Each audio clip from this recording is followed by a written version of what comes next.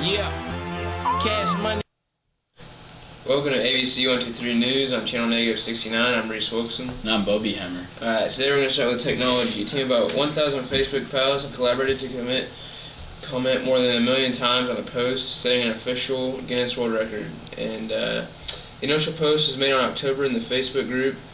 1,169 comments and counting. Each user had to post on some 9,300 times on average. Definitely new post notes. The previous record is 529,335. I'm not spring chicken anymore, and I really haven't done anything phenomenal, one of the posters said. Now she has. I think that's kind of pointless. Yeah, that is pretty pointless, Reese. That's pretty dang pointless. I agree. Also in technology, everyone knows hunching over a laptop for too long can be very bad for your neck. But you might not realize that using an iPad might even be worse. I don't know how, but a study at Harvard School of Public Health and researchers at a tablet non-player Microsoft found that using a tablet usually strains users' neck muscles far more than laptop desktop use. Well, that's pretty... We got an iPod right here, or iPad, and I see no reason why it would hurt your neck, but... I don't know. Does it hurt your neck? I don't have an iPad. No, I better just get rid of it. Yeah, alright. Okay. Moving on. A massive riot broke out after a soccer match in Port Said, Egypt today, leaving 73 people dead and hundreds more injured. The violence erupted after a home team, Al Masir, managed a 3-1 win against the favorite Al Ali, Egypt's top team, Voice of America reports. All Maris fans stormed the field, hurling rocks, fireworks, and bottles across the field, according to reporters. Knives chasing all Wheedling knives chasing all players in the field. Some of those killed were security officers, officials tell AP. Part of the stadium had been set on fire, and some players are believed to be trapped inside. So it's never going to be. I don't know why. It's a soccer match, but soccer. Who cares? Soccer's stupid. All right. Students at high school near Salt Lake City will be cheering on their Chargers next season. Chargers, you ask? Even though they were supposed to be Cougars as they picked their school mascot, it seems some well-meaning school board members overruled the result of the children's vote because they thought the Cougars would be offensive to young or older women of certain age. Reports Yahoo Sports. The school doesn't open until next fall, so there's still a change of heart. Yahoo's Cameron Smith, nearby BYU, uses the cougar as a mascot, and it's popular in the area. So, pretty much what they're saying is cougars should not be allowed. I don't know why. BYU Cougars is right down there, so...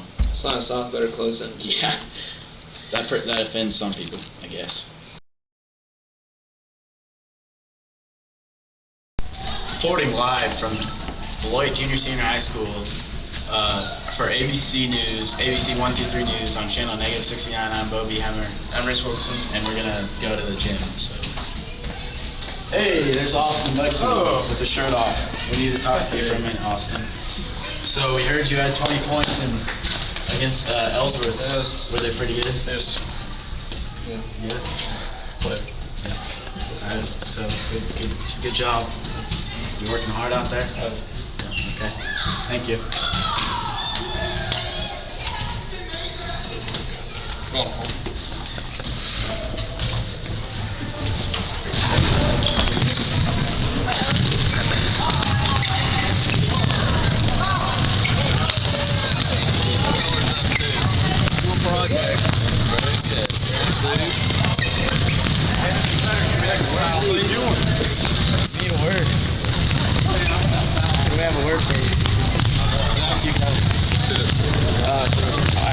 You're on ABC 123 News, so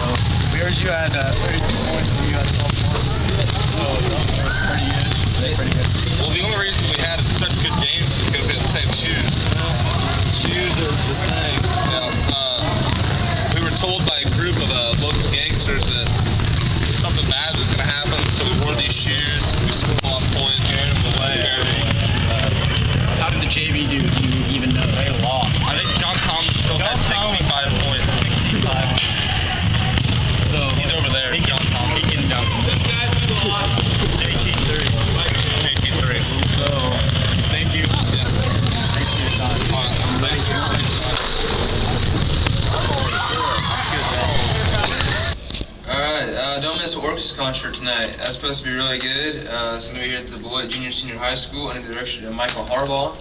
I heard he's really good. The place is quickly filling up. You might want to get here. Yeah, so orchestra, we have a very good orchestra and band, so thank you. Reporting live here in Chautauqua Park. Pool construction began early in September, and they say the facility will be ready to open in May, at the end of May. So they don't need to reconstruct any parking at the moment because they don't think they know a lot of more people will come, but they don't need to worry about that. And so you can see right here we got our lazy river at the beginning, and then over there looks like some of the pool area, and they're gonna put the slide up right there. Right there is probably the new building, which you can't see that well, but it's looking like it's going pretty well. Wouldn't you say, Reese? Coming along pretty good. Yeah. I'm going to spend most of my summer out if I'm not working. So. You guys like basketball, don't you? Yeah. You like football? Kinda. You don't have to get close to us if you don't want to. We're cool though. Are you guys going to watch the Super Bowl? Are you guys gonna watch the Super Bowl? Yeah. Yeah. Who's gonna win?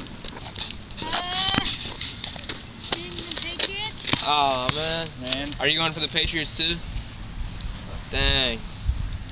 Alright, well we're just going around seeing who's gonna win. You think I can make a shot? What? Think I can make a shot? Let's see how good he is.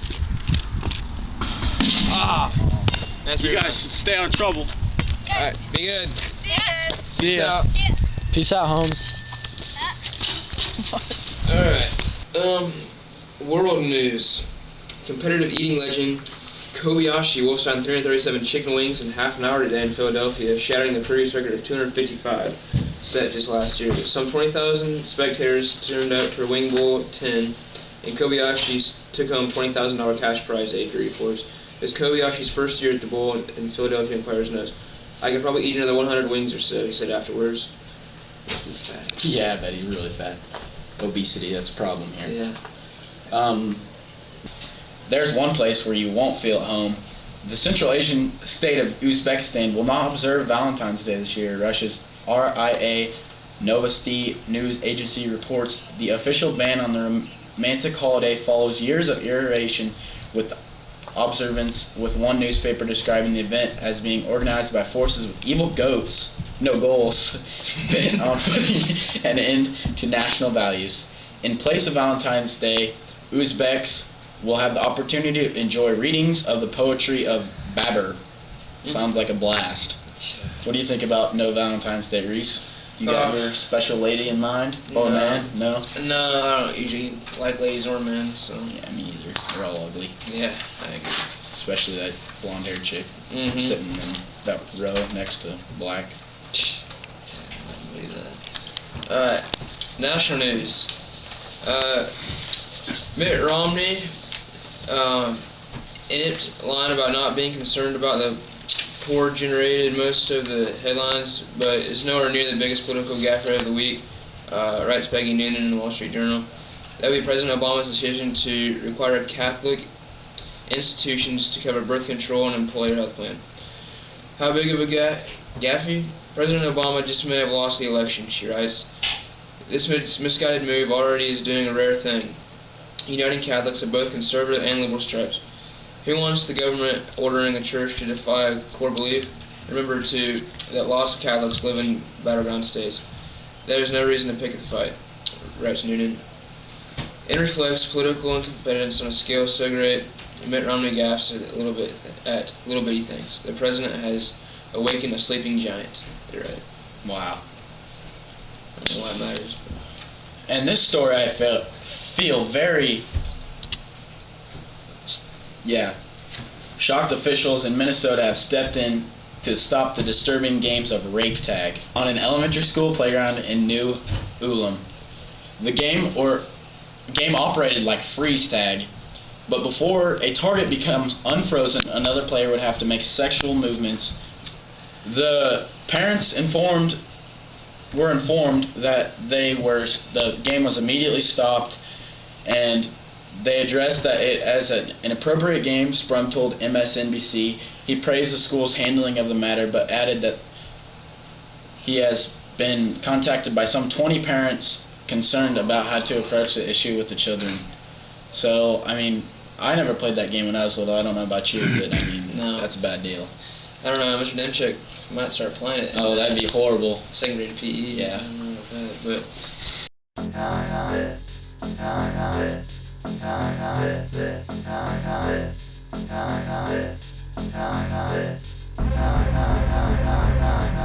Go, hey, lil' mama, I could transform ya. No, I can't dance, but I could dance on ya. Swiss on the beat, Chris, move your feet. And baby, I could transform you, him to a me. I could change your life, make it. who knew? A pigeon. Apparently a very fast pigeon has sold for a record $328,000, notes Wall Street Journal. A Chinese tycoon named Hu Zin Yu bought the Dutch bird in an online auction run by the company Pipo. It was presumed to be a rock star in the world of pigeon racing, a sport popular in some parts of Europe that wealthy Chinese have begun pursuing. As the UK's Telegraph notes, the development is sitting well with everyone. Would you buy a pigeon for $328,000? I don't know. It'd be a fast pigeon. Yeah. I didn't know if pigeons could fly, so I thought that. Oh, that was penguins. Penguins can't Oh fly. yeah, penguins like to dive in water. And probably the most interesting story of all, a homeless man who spent 3 days stuck in deep mud near the Rio Grande River in New Mexico was rescued after a high school student on a field trip heard him yelling for help. Fire crews found the man stuck on a reed island and used a pulley system to bring him out of the mud and up a cliff, the AP reports. His freedom won't last long, however.